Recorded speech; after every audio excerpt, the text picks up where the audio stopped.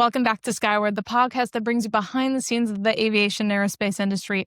I'm your host, Pilot Mercedes, and today we're joined by David Cottrill for part 2 of our conversation.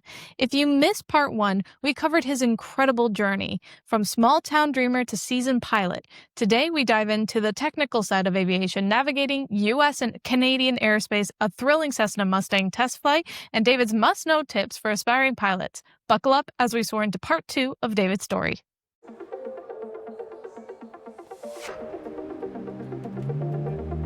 The captain has turned on the seatbelt light.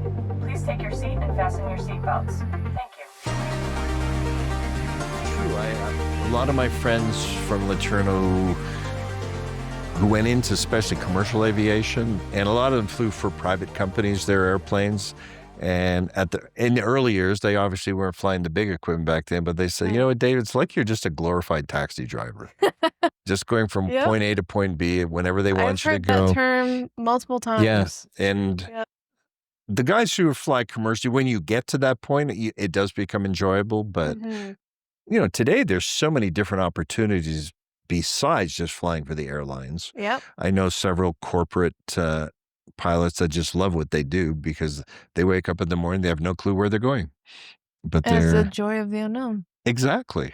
And that was the other thing that we enjoyed, just traveling in so many states that we'd never been to, that it's just a new experience to, okay, we got to do this approach into this airport today. New briefing, new approach, new weather. And new tower. You're just not, you do get familiar with your own airports and it becomes sort of rote. Where you go into these, especially in the U.S., there's so many small airports. It's like, there's tons. There is. We have lots up here, but it's a unique experience flying in the U.S., I found, for sure. I find it's a little bit more regulated than Canada is. That was the one learning curve that I think we got spoiled flying in the U.S. because the nav aids that they had, the number of airports, even working with the controllers. I just found them to be way more helpful. When I came back to Canada, maybe it was just the really cranky ones that work in Toronto. They would just be really gnarly some days. And I remember one time we missed a call. This guy got so mad at me. It's like in Florida, how quickly calls come and go, and in Toronto similar, but back then it was like, wow, buddy, I just missed a call. Can you give me a break here? Yeah. And but I always found the ones in the U.S. were very, very happy. Now, the more I flew in Canada, I think it's relaxed by the time I kind of probably. And Toronto was back in the 90s was pretty busy airspace. It's very busy airspace now, but thankfully I haven't had a poor experience. Yeah. And that was more at the beginning, I will say. And I think, most of the experiences I've had in Canada are very good. But, you just, you just have less navigation aids up here. And, you get into Northern Ontario and you're out of touch with air traffic for I think it's over an hour, because when you fly out of Sault Ste. Marie and you're going over Lake Superior, it's like, okay, you're going to reach us in so many, 45 minutes. Please call back on this. Yeah. And I guess it's like flying across the Atlantic. Have you flown in a standard pressure region?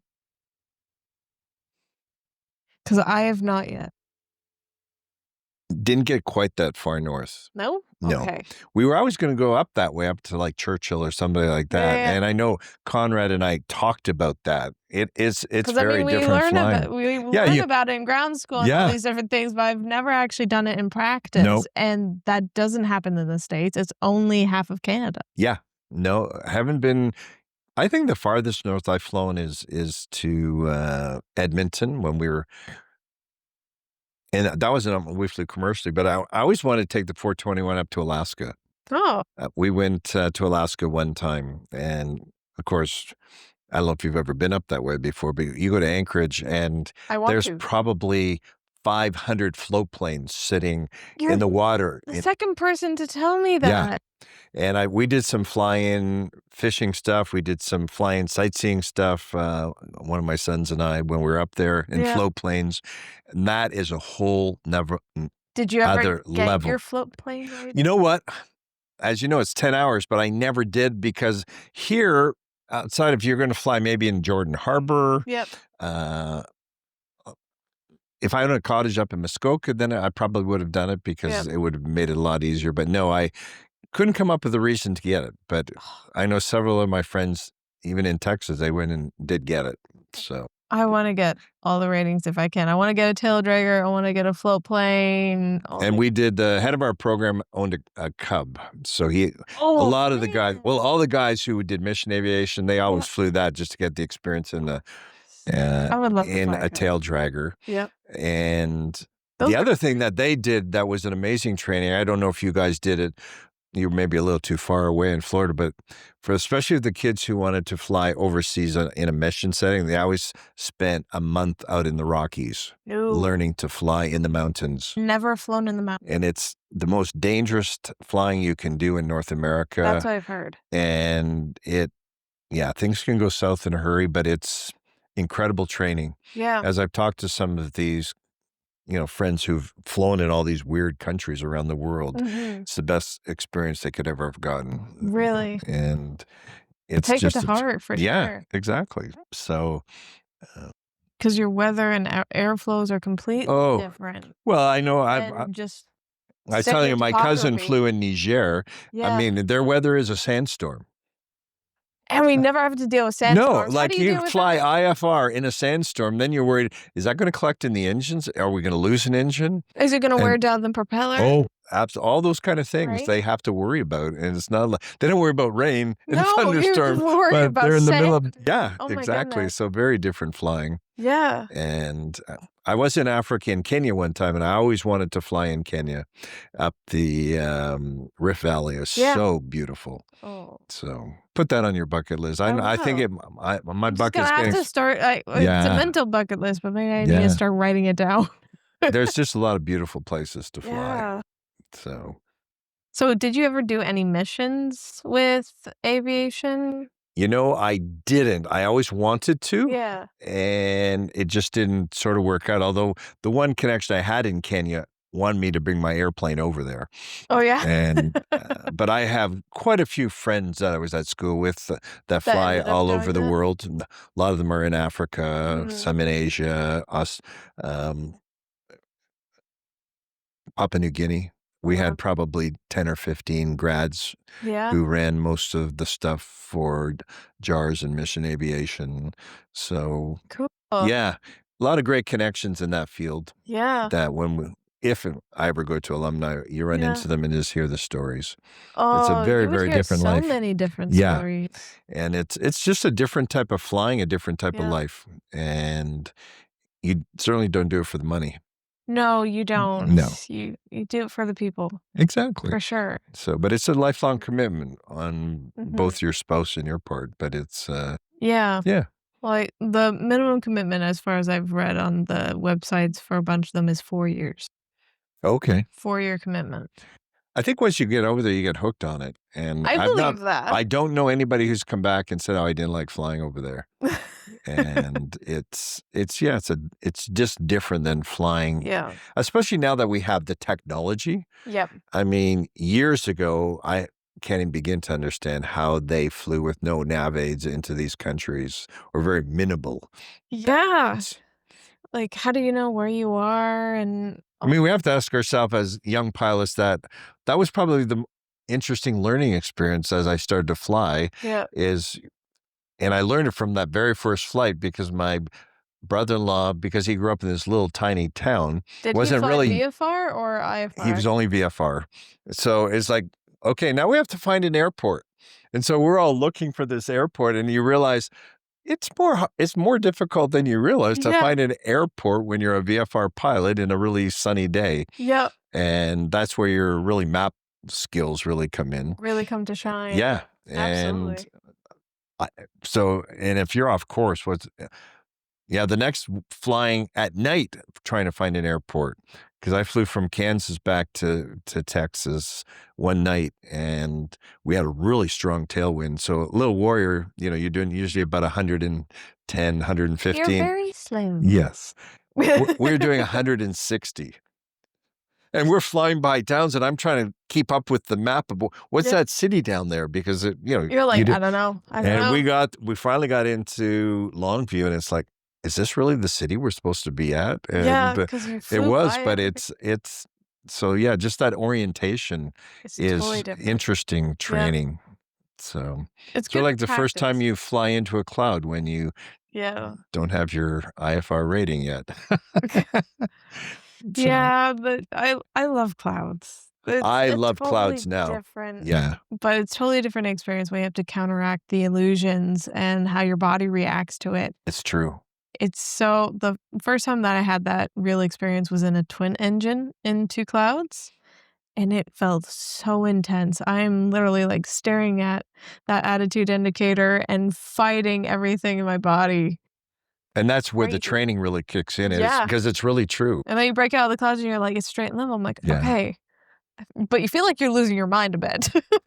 You know what? I remember when I was doing my IFR cross country, we were going to pick up an airplane in just in South Carolina. And we had actually stopped in Asheville, North Carolina, to pick up a passenger. We're flying, and that would probably be about an 800-mile trip, I think. And we got way late, and it was IFR the entire way. And it was, you may know this from history, but one of the things that Ronald Reagan did when he became president, he had a big fight with all the air traffic controllers and fired them all. I did not know Oh that yeah, piece of so I'm history. flying, very limited air traffic controls. So we're flying IFR in this, I forget what it was. It was a retractable, it was a pipe or something. But anyway, and my instructor and I mean, the weather was so bad, we're actually going back and forth because it was so intense. We were Okay. going by thunderstorms. You could see the lightning. You know what it's like when you go through lightning. Oh, absolutely. And we come into Longview. Well, we're being controlled by Dallas, Fort Worth. And I believe it was, the ceilings were around 800 or 900 feet. And so our minimums were 500. And we're doing this IFR approach. And when you've been in the soup for 6 hours, you're asking, it's like, okay, we're doing all this stuff right. Is there going to be a runway sitting there when we come out of those clouds? And the most glorious feeling is when you break out and you see those bright runway lights sitting there. You're like, I made it. It's true.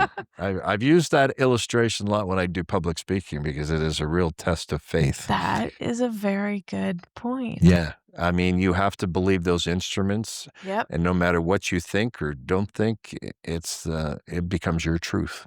Yeah, absolutely. Yeah. Especially I've thought about it with some of the other approaches, which bring you down to like 260. Oh my goodness. So technically, if you break out at 260 feet, you see the runway, you're good, but you're holding your breath. So you were trained to fly those Category 1 and Category 2 approaches? Yep.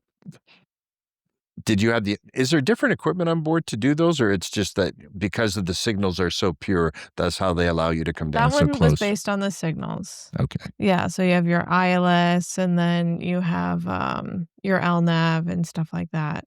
So we would use the ILS and get to the lowest minimums possible, and I think that was about 260 at the airport I was at, which is crazy low. Was that Fort Pierce you flew out of? Yeah. It is. I remember the first time I had to do it commercially. Only twice in my life commercially have we had to do a go-round. And once was in Philadelphia, and we were down. So that's basically, you went down to the minimums. We went down to the minimums. It was pouring rain and pretty bouncy. And all of a sudden, you hear the engines roar up. Of course, that's the nice thing flying commercially. You know what's going on. Everyone's freaking out because what are we doing? We're taking off. And so they came on and said, okay, we have to go to another runway. We were on a Category 3. We're going to they went down 1 or 2 categories so they could go lower. I think they probably only got to 500 feet, but we got down to, I think they could go down to 150 or 100 feet. Which is crazy. Oh, it is crazy. You feel like you're going to take somebody's roof off. And it's like, nope, we don't see it last minute. And they did it. And it was so fun. I was getting off the airplane, and it was a female pilot. Oh, so cool. It really was. And which is becoming more and more common. But, Yeah. you know, back then it was harder for women to get into aviation. Absolutely. And So I always thought Huge that was a fight. neat moment and she did an amazing job. Good for her. Yeah. And the other one was, I think we had 80-mile-an-hour winds going into Buffalo. And I didn't realize that we'd flown out of Chicago, and all of a sudden it's like, this is being, it's like when you got pretty Yep. strong, but it had to be right down the runway because he couldn't land the first time. So we did a go around. I'm thinking, man, maybe we're going to another airport. It was a clear day. So it wasn't the condition, it was the wind, but he finally got it planted and done. And then I got out of the airplane, out of the airport. That's when I found out how high the winds were. And it's like, they had to be right down, else they wouldn't have never let them land. Yeah. So, Oh my goodness. yeah, interesting stuff. But okay. So those are commercial instances. What's an instance that you had? Did you have a close call? Did you have a story I've, from over personal experience? Yeah. my 900 hours of flying, there's lots of stories. Fortunately, most of them, probably the most interesting experience, the one to do with weather would have been the experience of my first IFR trip coming back from Florida into Longview when we ran into those storms. Yeah. And that's when I got nervous with the closest big airport being closed down, and they just then reopened it. And, back then, all we had was our Your charts. JEP charts. Yeah. And You so had no you're technology, like no radar, technology nothing. whatsoever. And so you're depending on everything. And so it's like, okay, can I do this? And of course, after you get your ratings, you get probably a little cockier than you should be. It's like, oh, I can do this. But it was really where the metal, and fortunately, as I had turned around and headed back for Jackson, Mississippi, they just reopened the airport. So we were able to land, stay overnight. I think probably the weirdest one, we were flying from Memphis back home, or Louisiana, actually, and we were in the soup at 9,000 feet, and it was that 310, and we forgot to switch the tanks, and all of a sudden the engine stopped. No! My wife will never let me forget that. Was she in the aircraft? Oh, with yeah. you? Both Conrad's wife and we'd been on the trip together, and we knew what to do. And it took 15 seconds for the other to turn over and get it to kick in again. I can understand why you never are allowed to live that down. Yeah. But then we were going into Knoxville, and it's still IFR, and the guy says, you are going to, and where Knoxville Airport is, it's just on the west side of the Appalachian Mountains that are about 6,000, 7,000 feet. And he says, we're going to fly you through the ILS, and you're going to turn, and you're headed straight for those mountains. And it's like, okay, would you please turn us now? Would you please turn us now? And he did, and it all worked out just fine. But other than that, we really haven't. I should say, I guess the weirdest one we had, we were flying into Jackson, is it Jackson, Michigan? Just the other side of Detroit. I had a customer over there, about 90 miles west of Detroit. And we were, I think we were in a 421. It wasn't mine, it was the other one. And of course, we put the gear down, and all of a sudden, there's only 2 green lights. So then we, for the next hour, circled the airport, trying to use up fuel, but to find out, is that landing gear actually down? Yeah.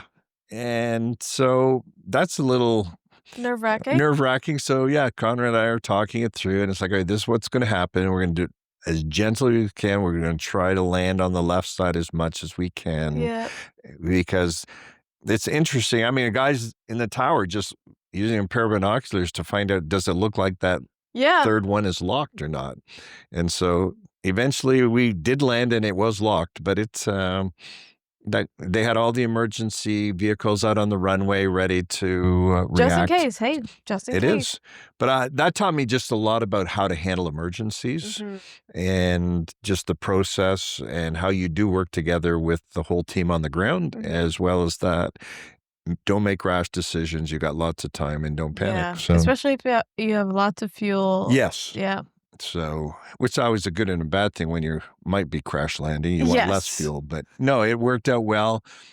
But other than that, we were very fortunate to never really have any serious issues that, created the opportunity to make bad decisions. And that's the other thing about having another experienced pilot when you're flying together. You bounce ideas you can talk through, things through together. and learning to communicate as a team, as you know, is really, really important when you fly. And so that was a really cool thing. The weirdest experience I had that my wife told me I had to share this one is we were flying from Longview up to Topeka, Kansas, Okay. which was probably about a 4 or 5 hour ride. And I had my next door neighbor on campus. Him and his wife and their brand new baby were coming with me up there. And it was during the controller strike. So we landed in Topeka, which is the capital of Kansas. And the controller came. I don't know if you guys, it was right at 11 o'clock. He says, okay, they gave us the clearance to land. Yep. He says, I'm off the air now. So we land, no problem. And so I'm taxiing, and it's like, okay, all the lights on that side of the airport, that's where we need to park. Yep. And it was a fairly large airport. Right. And so we're taxiing down. All of a sudden I see this Jeep coming out. I thought, oh, that's security to tell us where to park, like we had at our airport in Texas. And so we're going, but as we got closer and closer, all of a sudden it's like, those guards are carrying submachine guns. What? And I'm looking over, it's like, all those 37s and 27s that are sitting, they're not 727s. Those are military aircraft. So as you probably got trained in Florida, the thing you never want to do is land at a military airport. Well, unbeknownst to me, it was a joint, civil and military. The civil side was all in the dark. Okay. And so these guys stopped me. One guy's down on his knee pointing this machine gun at my head while I'm taxiing. We shut her down, and for the next hour and a half, we're there explaining how did we end up on this side of the airport. And so he said, no, go to where all the dark area is eventually. It's like, why wouldn't they leave any lights on the civil side? Yeah. So that was maybe to like not have you go to the military side. Yeah, it was like, because the planes just look like commercial airplanes when you're distant. We couldn't see the coloring. It's dark at night, but that was sort of an experience that I will never forget. No, you'll never forget that forever. And how many, well, yeah, I mean, especially, I don't know if it's in Canada, but certainly in the U.S., we have a different situation in Canada. We don't have as many military airports, but there they drill it into your, you'd have that experience in Florida a lot. Oh, yeah. Yeah, because I remember when I used to fly a lot commercially into Florida, I remember the day that I think it was a Delta pilot landed at a military airport around Tampa. Because there's like 3 or 4 airports right in the Tampa area. He landed at the military airport across the bay from the commercial airport. Oh, no. Oh, yeah. So that doesn't go over well. I don't think he probably had a long career with Delta. No, I don't think. Poor guy. Oh, gosh. Yeah, especially during certain times you would have TFRs over big areas because of presidents being in the area. Oh, yes. We had that once in Louisiana. Yeah. Got stuck for 2 hours waiting 50 nautical mile kind of radius of TFR. And Washington, did you ever fly much around Washington and New York City? Never, commercially, yes. No, but not, privately? No, I have never. Very, I very want interesting. To at some point, but it's very daunting. It is. There's TFRs everywhere and everything's controlled. And I would be just scared of breaking some kind of rule. I would only fly in their IFR and just be like, tell me where to go.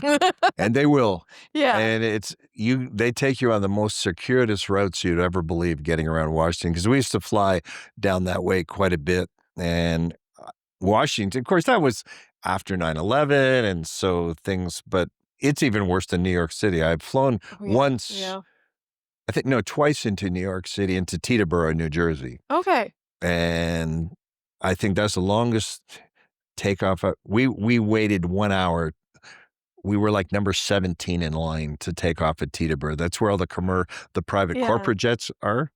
And it was just like, oh man, it was the summer. It was hot.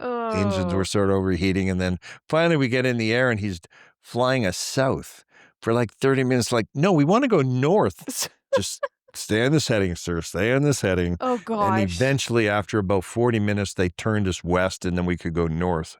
But just yeah. It's a nightmare flying into these big cities. Yeah, they have their regulations and their routes while they're trying to manage all the other aircraft in the area. It doesn't always make sense, but you're safer for it. But those poor private pilots who have to fly around Washington and end up flying through these restricted zones. Mm-hmm. I hate to think of what kind of conversation they have when they get back on the ground. I'm sure it's not a pleasant one, and not one they would ever be soon to forget. It's a great experience to fly into these areas because you really, I think the advantage we had of learning in the U.S. is that we're working with air traffic a lot more than they do in Canada. Yep. I mean, here you do work with Toronto, Hamilton, a little bit, but not like down there where you have, very, very complex communications. Yeah. And I was mentioning to you in our part of our private program at LeTourneau's, we actually flew into Dallas-Fort Worth as part of our training, which was really amazing when you're number 7 behind all these jets. Yeah. And of course, then you learn about wake turbulence. And of course, like a very active example rather than just in textbooks. And you just feel so weird taxiing in a Warrior beside a 747. Yeah, exactly. It's like they could run over you and not even notice it. Yeah. Oh, sorry. Was that a fly? But it all adds to all the experience of the well-rounded pilot. Yeah. And I never got nervous of it. Mm-hmm. You do have to sort of learn. I think the hardest part at some of these big airports especially is learning all the lighting systems after you land. Yes. Oh my goodness. Yeah. Have you ever run off a runway or a taxiway at night? Off of one? No. Well, no. It happened to be once in Buttonville. Really? We were taking off and there's a jog on one of the taxiways that I wasn't aware. Once before they closed. So you have to make a right 90 degree and then another left 90 degree. And I was not aware of that. And so we got the front nose wheel off. So we just shut it down, pushed it back up. So felt like a fool. Oh no. But, so I've flown. Of course, Buttonville's not there anymore, but it was really the only airport in Toronto you could really use to really get up there. Kind of. Although I always did love flying into Island Airport. Yeah, I did. I think I've only done it once. I think maybe twice. We did a fair amount of training over there when I was doing my RI-FIRE stuff, but it's just, especially at night, it's just a lot of fun. Mm-hmm. It's a nice little airport. It is. It's underutilized a little bit, but I love staying downtown and watching the airplanes take off all night. Yeah, it's another expensive burger if you want. It's really true. Really true. Yeah. Cool. Well, did you have any specific mentors? I mean, I would have to say that probably your wife was an amazing cheerleader and supporter. But did you have any mentors specific that helped you along the way? I think maybe specific seasons. Yeah, no, in the early seasons of life, certainly Tom was a very close friend. And he was my flight instructor. So we had and he's still flying. He has his own aviation company in Tyler, Texas now. Oh, no So way. after he flew Keith Green, he went on his own and has a very successful company. The other guy who was sort of the head of our program, head of the flight school when I was there, was actually a Canadian who was from Saskatchewan. So Brian and I are still friends today. And he has always been giving me great advice. And we've flown together a number of times. A couple of times he's come up here. I used to sit on the board of my alma mater, and so he was up here doing recruiting. And I said, "Hey, why don't you come up and we'll fly the 421 down to the school?" And so that was really neat. And a lot of our professors had huge influence on my life that were in the aviation, because I got to know them all very well when I was in the admissions department, because it was important to know that program. Built some amazing relationships. Up here, it would definitely be Conrad. Yeah. He was the one that allowed me to probably get way beyond what I ever would have dreamed of doing in aviation. And so I think we both sort of grew through that experience. I've had the privilege of knowing a number of commercial pilots that's been fun with. In fact, there's one of the guys from our church who just retired from Air Canada a couple of years ago. Oh. That's a really, really cool guy. And then another friend of mine is actually my wife's cousin, who I talked. He was actually an instructor with Conrad back in the 70s at St. Catharines. Wow. I always wanted to be. He was going to go to the mission field, so he got married to Judy's cousin, and we met when I was living in Texas. He was going to go to Moody Bible Institute, had a big aviation program in the States. And I said, no, you should go to LeTourneau. So he ended up going to LeTourneau, and they were headed for the mission field. And I'm not sure why at the last minute, they got cold feet, but he ended up being head of the program at Trinity Western. Oh, wow. Okay. Out in Langley until the big accident they had back in, I don't know if you heard about that one. I don't think I Yeah, no, that was a tragedy. And again, because he's head of the program, they used to take senior students down to California for a trip. And coming back, there was 3 aircraft, and they had refueled, I think, in Portland. Okay. And so they're pretty close to home, but some weather had moved in, and 2 of them tried to make it through the weather and crashed in the mountains.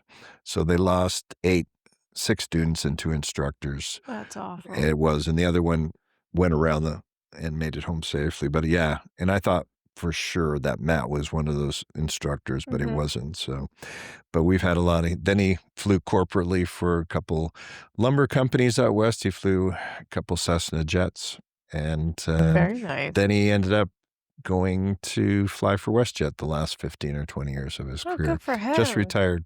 So, Wow. so he's through him, I really got to learn, because like Connor, he had a lot of medical issues with his eyes and stuff. So he lost his license a few times, but it was nice how the airlines worked with him to make sure. And he eventually got to fly again. That's really good. Yeah. Yeah. So, those were probably the most influential people in my life in getting to me where I was in aviation. You've highlighted a bunch of stories which are partially educational, but is there any specific one that stands out to you as a lesson that you will never forget? Were they one of the ones that you've already mentioned, or is there another one? I mean, I think another lesson that I learned, and again, it comes out of your training, is your preparation before you ever step in the aircraft, especially when you're doing long cross countries. Your flight plan. The flight planning, the weather planning. Yeah. And it's easy to skip some of those steps. Absolutely. I remember coming back from, I think it was on the trip on my cross country IFR. Now, it had to be another. Also, I know we're listening to Dallas, and the controller's directing these aircraft, and the guy said, he's just taken off out of Dallas, and he says, I think there's weather in front of me. He says, of course there's weather in front of you. Didn't you check the weather before you took off? Guy's trying to fly right into a thunderstorm. Oh my God. And it's like, where was your brains when you decided to get in that airplane today? So that, and I think the other thing is in the moment, staying clear-headed and not panicking. Right. Which I don't know if that's a personality trait or comes from training. I think it comes from training on me. I would say it's partially It's a both. Yeah. But no, I know that saved my life a number of times, just making good decisions. And yeah, the one, I'm sure they use the same phrase when you were training, is the get home-itis. This need to get home. And it's like, nope, I can do it tomorrow. Not worth but it. most pilots, it's amazing how they... Yeah. I was never one of these pilots that wanted to be a commercial pilot. So a lot of these guys I went to school with, they were just like aviation jockeys. They would do the craziest things. Yeah, I believe it. Yeah. And it's like, I had one guy come back from Pennsylvania. The weather was terrible. So he did the whole flight at 400 feet. just skipping under clouds. And it's like, Oh my why in the world didn't you gosh. just land and stay for a day or two until the weather cleared? Yeah. And I wouldn't even think of that. But these guys, those are guys who are just, they're so confident in their abilities that end up making some bad decisions, end up doing really 400 bad things. feet. Yeah. I hope there's never a downdraft. So Like crazy. and knowing your limitations, I think it's Personal standards, personal limits. exactly. I know, and they change. I remember when I first got my instruments, like I'll never do anything under 1,000 feet. And it's like suddenly we're doing, 500-foot approaches, and you build confidence, Yeah. and Your personal minimums. it depends on your equipment and your aircraft. I think, we talked a little bit. I grew up, when I was trained, there was no such thing as GPS. And so you learned everything basically to monitor the 4 or 5 instruments you needed to monitor. You had to worry about your radios. You worried about your charts. And you just did a lot of stuff in a cockpit. Often my wife will say, if I look at my phone in the car, "Oh, you can't do 2 things." I said, "Do you remember when I flew, how many things I did in a cockpit?" Yeah, at 220 miles an hour, and we always landed safely. But it's I mean, the only thing to her point is that you didn't have to worry about other people trying trying to kill you in a way. I don't do that out, but it does train you to be multitasking for sure. Absolutely. But with the GPS, that became just a revelation. It's like I just felt flying became way more safe. It was a lot more comfortable. Yeah, at least because situational awareness, when you're up in the clouds and you're assuming a lot of stuff is going right, and having to know, okay, the airport is just off to our left, and we're going to make it. Doing IFR without a GPS. How did that work? Were you using VOR for that? Well, we were fortunate. We had, at Longview, we had ILS approaches, we had VOR approaches, we had NDB approaches. Right. So that's good for approaches. But what I'm thinking about is just the flight plan from point A to point B. Because most of it was all VORs. It was all VOR. Yes. Okay. Because that was the only really communication signals. The odd time you would have to be directed to an NDB, but that's the one thing in the U.S. They had so many VORs everywhere. You basically just, and then as you got into, IFR, they basically had all these jetways that linked all these VORs up. So it was easy to flight plan. But no, you depended 100% on those. That was your GPS, basically. Yeah. And it was that or vectors from ATC. Yes. Okay. And so it was, we didn't know anything different, but it was obviously a little more stressful when you were actually in IFR. Not so much on the cross country because it's similar. I mean, you sort of knew where you were based on your VORs because we had the DMEs. So it'd tell you how many miles you are away. And even getting to the airport, you had a lot of information, but you had to put all those pieces together to make the puzzle work. Yeah, because it's a lot easier with GPS because you kind of like pre-program those.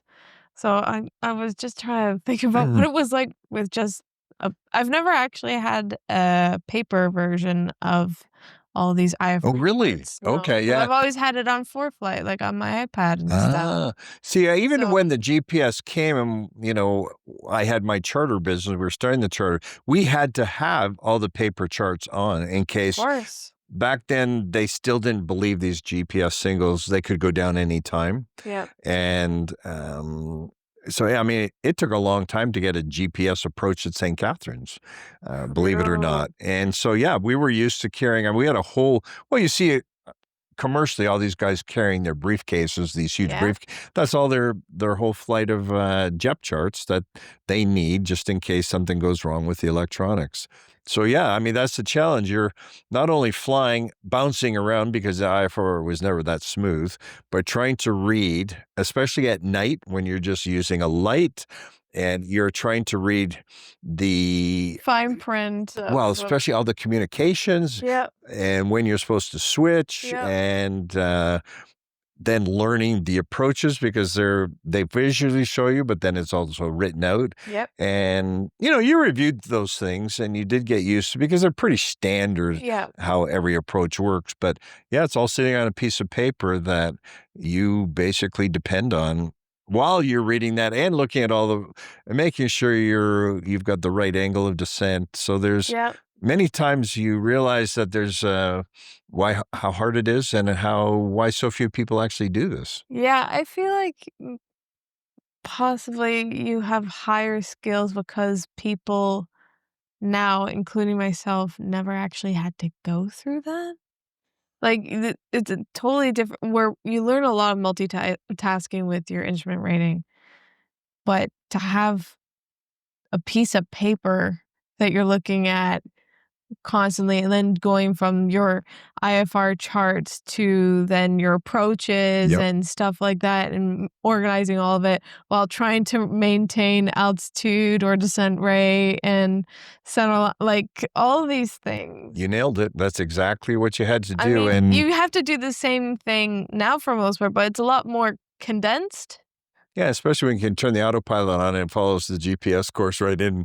Even with I couldn't believe it. Like my 421, we could actually get down to about 150 feet before I'd take control of it. It would actually land it, but I wasn't going to let it do it. But Yeah. it just boggled my mind because that was it was an older system. But no, you're right. That's where I feel like if something went wrong with your electronics on the airplane, would pilots today who've been trained in the last, 10 years, would they have the comfort of being able to pull it all off? Because there's a lot of stuff that happens in a short period of time. There is. And that's part of what you get used to. So yeah, it's been that's the changes I've seen in my 40 years of And you've being in the seen a industry. decent amount. Yeah, I mean, it's like, in the people like my great-grandparents who never saw a car, and today we have airplanes, and Yeah. it's happened in in the last 100 years, the technology of everything we do is pretty amazing. Just expanded greatly. Yeah, and I think, actually one of my first job offers was with Cessna when I graduated.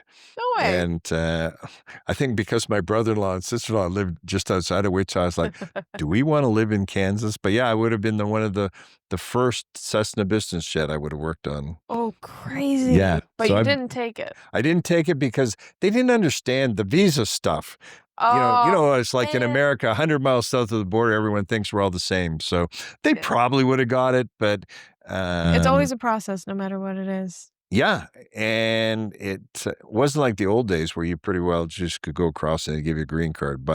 Even in the 70s, it had become more complicated. But it was my introduction into the chance to be in the aviation industry. And I think I would have really enjoyed it, although because civil aviation is so up and down, I know because we have quite a few grads from our school that work there. They go through these seasons where they just lay everybody off. Yes. Hire them Yeah. every time there's a disaster in the. Yep. Either lay people off Excuse me. or they end up going through dry spells of hiring. Yeah, because it's just up and down. I had a good friend who was like really high up in their safety department at Cessna. So he would go out to accidents to be able to evaluate what really happened, which is a very fascinating thing as well. He showed me a lot of stuff that they worked on. He said they had one aircraft, and business aircrafts don't crash that often.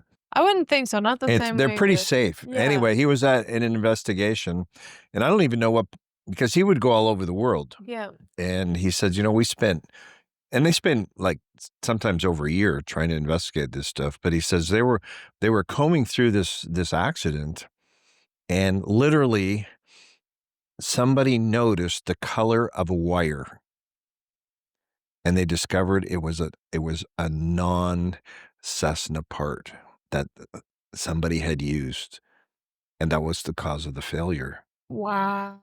for the crash. And it's like, wow, you combed through an aircraft that's been burnt and you found this. Yeah. So You were able to find Yeah. one thing that wasn't actually manufacturer standard. yeah, it was an OEM, and probable cause of the accident. So interesting. So Yeah, very but- interesting. And another interesting career thing I had is I worked Fleet Aircraft up in Fort Erie. I don't know if you've ever heard of them before, No. but they've been around since before World War II. But That's a long time. they do metal-to-metal bonding on airplanes. So they would build, they did a lot of work on the Dash 7, Dash 8. So a friend of mine bought the company. I worked with him for a year doing sales and running the company. So I worked with Viking Aircraft out in Victoria, which bought all the licenses from Bombardier and de Havilland Oh, wow. for the Twin Otters. Oh, So I worked okay, on that yeah. one really carefully with them for a couple of years. That was a lot of fun. I bet. Yeah, it's a big industry and it's a small industry, the aviation. Yeah. So one of the trips we did to Florida was a big aviation show at Disney. It was held on Disney property. Really? So I got to fly into Orlando that. But it was fun too. You know, we worked with Gulfstream and Beach and Cessna and Boeing and Wow. and you do find out there's really a limited number of customers when you're a supplier, but a fascinating industry. So It was very vast and yet Yeah. very small. And probably one of the coolest things I did when I was starting my charter business in Toronto, making a sales call, and Cessna was up there at Buttonville, Yeah. and they were testing the Mustang, which was their small entry-level jet. Okay. And the guy I was meeting with, he said, "Hey, listen, Cessna's here, and they've got an open spot. Would you guys be interested in going up?" And I said, Yeah. "Oh, that'd be a lot of fun." And because I'd been in a business jet only once or twice, the company I worked for in California, we had a Cessna business jet. And so we're going out on the tarmac, and the Cessna pilot looks at me and says, there was two of us, says, "Which one of you is going to fly?" And I said, well, the other guy's just got a private license. I said, "I do fly a 421. And he says, "Okay, you'll fly." Oh, So man. literally, I never dreamed of it. And so we went up out of Buttonville, climbed up to 30,000 feet. There were thunderstorms in the area. And it was the most amazing piece of equipment I've ever flown. Oh, I mean, had several 12-inch or 14-inch Garmin screens Oh, I on bet. it. The technology was amazing. And it was, quite frankly, it was so easy to fly. What a treat. Takeoff, like I rotated at basically 110 in my 421. Yeah. Rotation was 90 miles an hour in this jet. And we were flying and we're climbing at like 4,000 or 5,000 feet a minute. So it only took us 10 minutes to get to 30,000 feet. all. No time at all. And we're just dodging clouds and whatnot. And you go through the clouds, you don't even notice it. And I said, "Is this on autopilot?" He said, "No, you're hand flying this thing." And so we went up there we were up for about an hour and doing all these maneuvers and showing all the stuff. And Yeah. we brought it back in, and it was the easiest thing to land in the world. Really? It was so much fun. It's like, Totally. okay, I wish I had I'd be I yeah. had $5 million to buy one. I So, mean, I would be kind of scared to do it, but at the same time, so exhilarated. you know, you've flown twins, so it's Yep. it's like it almost Small did. twins, but yes, Yeah, twins. yeah, but it's sort of it was all the same principles, just Yeah. goes a little faster.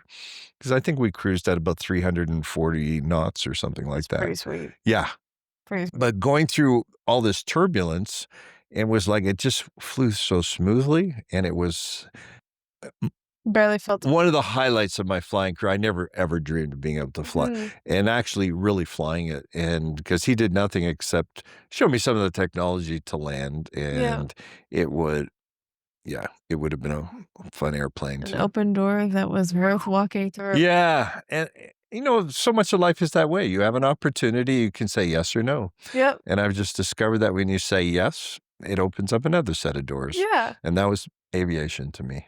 Well, that's a good way of putting it. It's Yeah. just a bunch of open doors, Yeah. one after the other. Don't be scared to do it. And you've done that very well yourself. I've tried to. No, It's been a journey for sure. it has. And who knows what lies ahead. Exactly. Well, this was another open door. Yeah, absolutely. having you come on and share all of these things. Well, it has been such a delight. Yeah, well, thank you And so thank much. you for even thinking of me. Oh, it's my honor. Well, It's my honor. it's funny. You don't feel like you have much to offer, but there's always great stories. There's always Mm, great stories. that's There's a always nice- something to share. It is I true. do have one or two more questions for you. Great. So one last one. What advice would you give someone interested in aviation? Whether as a career or a hobby or somewhere in between like yourself. I think it is an amazing opportunity as a career.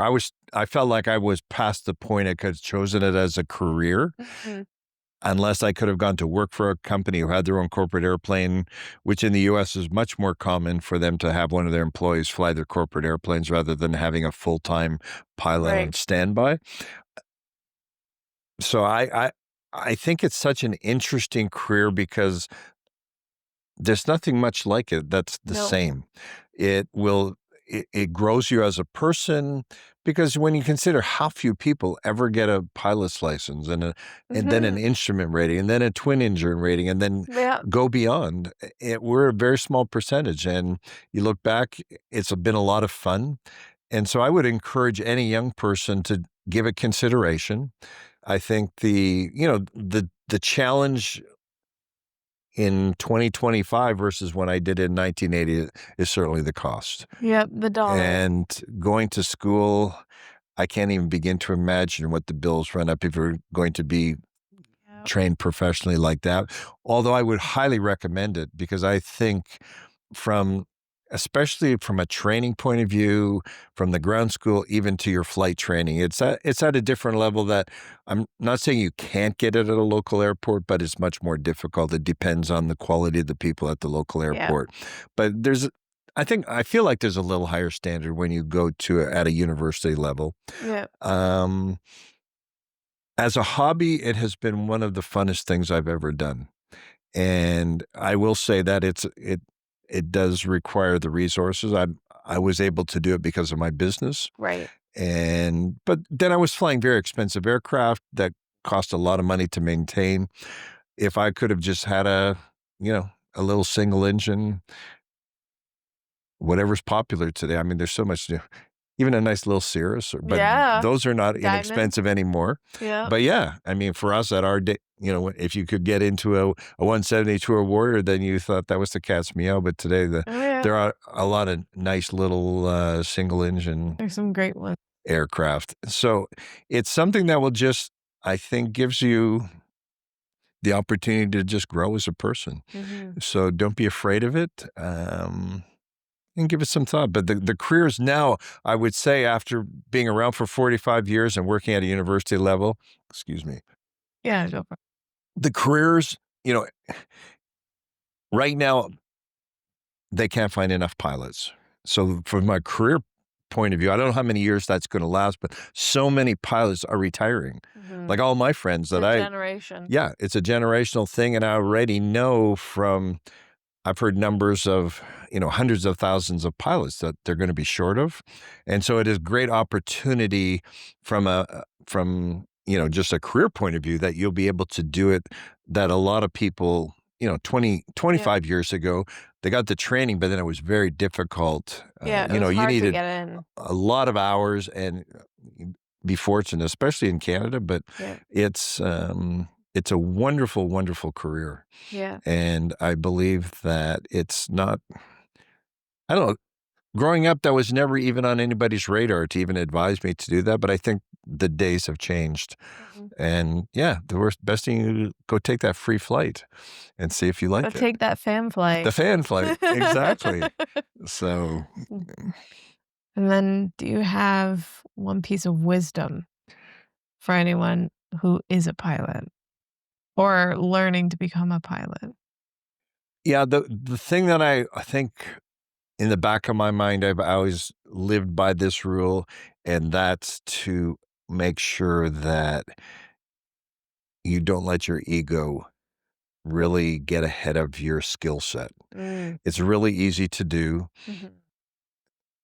The preparation and being situation awareness, and now not allowing yourself to get into a situation that you just can't get out of. And it can happen very quickly when you're up there. Yep. And you always think you always have the ability to do anything. And guess what? You don't.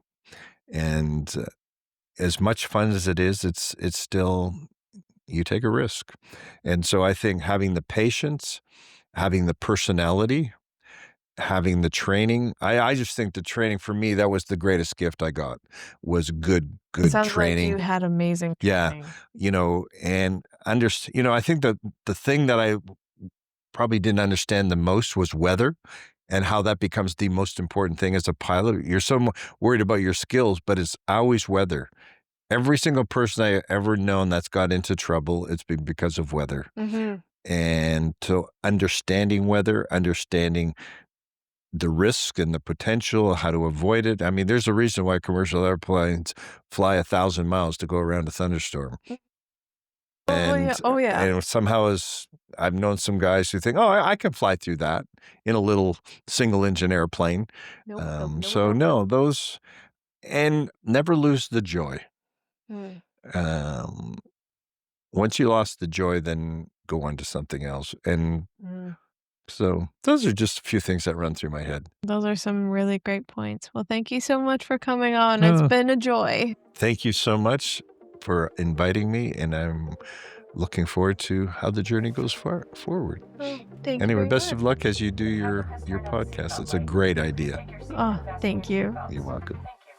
And that's a wrap on part 2 of David Cottrill's story, from navigating complex aircraft, airspace, to sharing wisdom on staying safe in the skies. David's stories are truly inspiring. If you love this episode, check out part 1 for more of his story. Lastly, I'd really love to hear from you. Share your stories in the comments below. Thanks for joining me, and remember to fly high, dream big, and keep exploring the skies. I'll see you on the next episode. Thanks for tuning in. If you enjoyed this episode, please share with a friend. To those listening on Apple, Spotify, or other listening platforms, please remember to follow and hit the notification button so you'll never miss an episode. Check out the Skyward YouTube channel to watch the video recording of each episode. And don't forget to follow on all social media platforms to stay up to date. Lastly, if you have a story or know someone who does from the aviation aerospace industry, email the podcast at info@skywardpodcast.com. Your support means the world. Thanks for tuning in.